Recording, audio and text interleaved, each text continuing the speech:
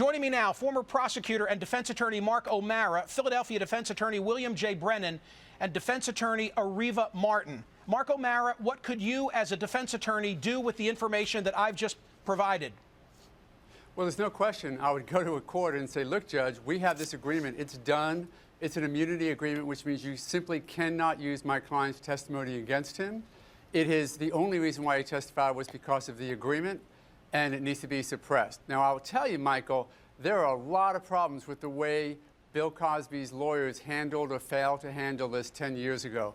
Why this agreement was not ironclad and in writing, kept away in a lawyer's safe somewhere to use for a precise time like this, I have no idea. Plus, immunity agreements, even if they existed, are not ironclad. They're not 100%. And there's a lot of ways this information can still be used against Bill Cosby if he doesn't act appropriately under that supposed agreement. Bill Brennan, give me the view from the ground in suburban Philadelphia on this issue of immunity, because I know that the current DA says, hey, there's a protocol that one must follow for immunity, but immunity is provided by a court. I think this is Castor in the email saying, I exercised my DA's discretion. Absolutely, Michael. I think to call this an immunity agreement is really to play into the hands of the current district attorney, because in his response, he says there are formal protocols for immunity agreements, and they weren't followed here. This is a promise by the former district attorney who had the authority to bind the Commonwealth in perpetuity not to prosecute. It's very well, and I agree with Mark, it is curious that this was not reduced to writing, but it's a very strong possibility that Mr. Cosby may not have wanted a quote-unquote immunity agreement. Immunity infers to the public that you have criminal exposure and that because of the largesse of the prosecutor, you're getting a pass on your crime. And let's go back to 2004, 2005. Dr. Huxtable was the most popular guy in America. I don't think that he wanted an immunity agreement. He wanted what he got, which is a binding promise not to prosecute. And he gave up a valuable right in testifying under oath at the civil deposition. That bell can never be unrung, and a subsequent prosecutor should not, and hopefully will not, be able to invalidate the agreement that Mr. Castor made. Areva, I know this is complicated for non-lawyers, so let me walk through two steps, and then I'm eager to hear what you have to say. A petition was filed last Monday by Cosby's lawyers. Here's an excerpt. The Commonwealth, through then District Attorney Bruce Castor, promised in 2005 that Mr. Cosby would not be charged in connection with these allegations in exchange for Mr. Cosby giving testimony in the complainant's civil case. And then this line, which I've highlighted, Mr. Castor reminded the district attorney's office about that agreement in 2015 before these charges were brought. And Areva, there was no further explanation as to how former DA Castor had reminded them. Now we know he did it in writing on September 23rd, 3 full months before they charged Cosby. And here's another excerpt from the email that he sent. With the agreement of the defense lawyer and Andrea's lawyers, I intentionally and specifically bound the Commonwealth that there would be no state prosecution of Cosby in order to remove him from the ability to claim his Fifth Amendment protection against self-incrimination, thus forcing him to sit for a deposition under oath. So Castor's side of it, which will be challenged, I'm sure, by the prosecution, is to say, I was trying to do her a favor. I couldn't meet the criminal burden. I tried to set the table for her to get paid in the civil case. Your reaction? Well, Michael, I think this plays very nicely into what Cosby's attorneys have been saying over the last couple of weeks, which is that the current DA is using Cosby's case to fulfill a political promise that he made, not to pursue justice, not to follow where the evidence takes him, but really to just say to the Commonwealth, look, I promised you when I was running for DA that I would prosecute Bill Cosby no matter what. And now I'm doing what I promised you. This is very troubling to me as a citizen, and anyone should be very troubled by the fact that a district attorney can use his powers, the government power that he possesses, to make a promise, and then a subsequent district attorney can try to undermine that promise simply to fulfill his own political ambition. So I think this is a troubling matter. I hope the case is dismissed because this, I think, undermines everything we believe in this country about the ability to trust what our government officials tell us and what they do. Areva, it occurs to me that the emotional fate of 50 different women is now resting on this one case because it's the only case where he faces criminal charges.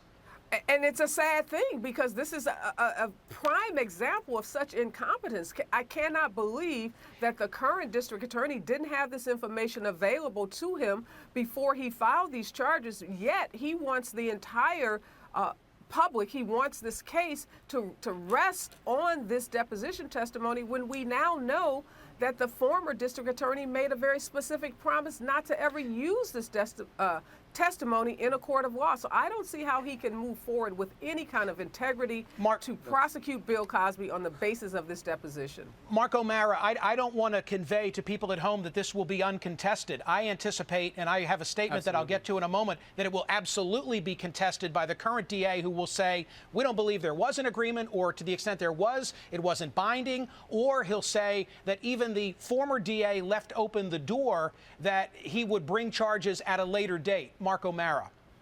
Which he did. Let's back up a little bit. An immunity agreement is a tool used by a prosecutor, and I, as a prosecutor, can say, I won't use this information against you. But the idea that they promise forevermore never to prosecute Cosby would be way outside the norm of an immunity agreement and inappropriate. What they can't do is use that precise statement against him in their case in chief, meaning if there's other information out there, and I'll give you an example, we now have similar, what we call, Michael, you know, similar fact evidence. He has a number of other victims out there that he could bring in and say, the facts of that case are so similar to the facts of this case that this jury should hear about it. That similar fact evidence was not available 10 years ago and is very significant evidence. So that's the first thing. Second thing, if Cosby were to get on the stand and say something in derogation or opposition to what he said in the deposition, it can still be used. If I go in and say the light was red in my deposition, I go to trial and say the light was green, even with an immunity agreement for what we call impeachment, they could then use my deposition statement. So there's a lot of nuances here that are not going to be vetted out by one quick, you know, but Michael, decision. Can I make one other observation to Bill Brennan? Bill, you know, we're both lawyers in the Philadelphia area, and you know that there's been a lot of head scratching among attorneys who say, why the heck did Cosby speak so openly in his civil deposition, especially when he had such a skilled attorney at his side? Wouldn't this email explain it? I mean, it all kind of fits, doesn't it, that Cosby spoke so freely because he was testifying without any fear that he might get charged for that which he was about to say. Absolutely. At the time that the agreement was reached, Bruce Castor was the elected district attorney of Montgomery County, Pennsylvania. In that capacity, he had the absolute authority to bind the Commonwealth, not just during his administration, but through his successors' administrations, to this agreement. And the problem is, it's fundamentally unfair to renege on the agreement. Mr. Cosby gave up one of the most valuable rights we possess, the right against self-incrimination, based upon the promise of the district attorney at the time, Mr. Castor, that he would not be prosecuted. Now, it becomes hot fodder during a election campaign here in Montgomery County in the fall of 2015, and the first assistant district attorney, who's now the DA, runs basically on this issue. Similar to the '88 Bush-Dukakis campaign, when the pardon of Willie Horton was bannered about. A political issue. The Hey, current let me district ask, attorney basically says, I'll prosecute if you elect me.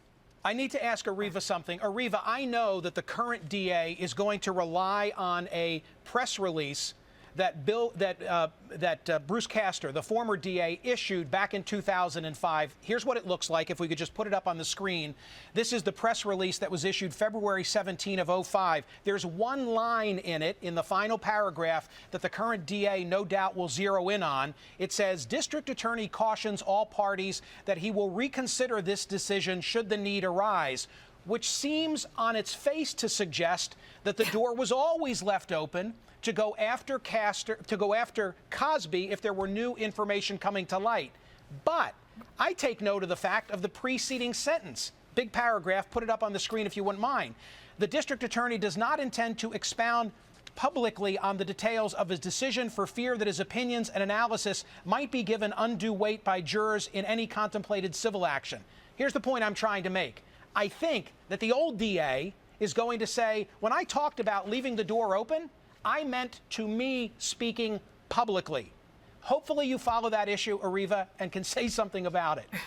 Yeah, I think the former DA is double talking, and he has this private agreement that he's made with Mr. Cosby's attorney, but yet he's issuing this press release where he's talking in code.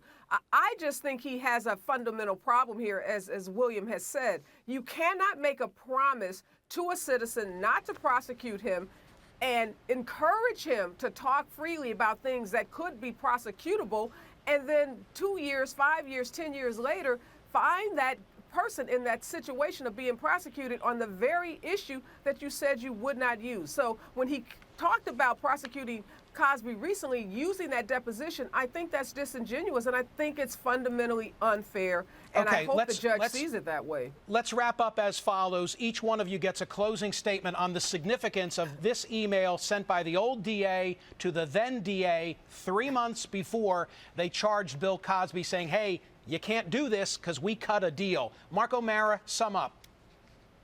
No question is going to be significant. I have no idea why it wasn't in writing, and I don't even know why his civil lawyers back then had him sit for a deposition when the plan always was to settle this case out. Why even have a deposition? I think that was the second mistake they made.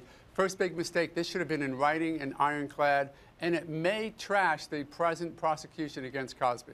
You raise a great point, right? Well, if the fix was in to just make the civil case go away, then why not write the check without him ever sitting for it? Bill Brennan, you Should have wrap written a up. check. Michael, I think it's as simple as this. The Commonwealth made a deal with Mr. Cosby. In reliance now to his detriment, he gave testimony he otherwise could have protected himself by invoking his Fifth Amendment rights. That bell cannot be unrung, and this case should be dismissed. The Areva Commonwealth Martin. should honor its deal. Areva Martin, your final thought. Prosecution shouldn't be based on political ambitions of district attorneys. That district attorney's decision to run for office should not have hinged on whether he could prosecute Mr. Cosby on evidence that had been previously agreed never to be used in a court of law.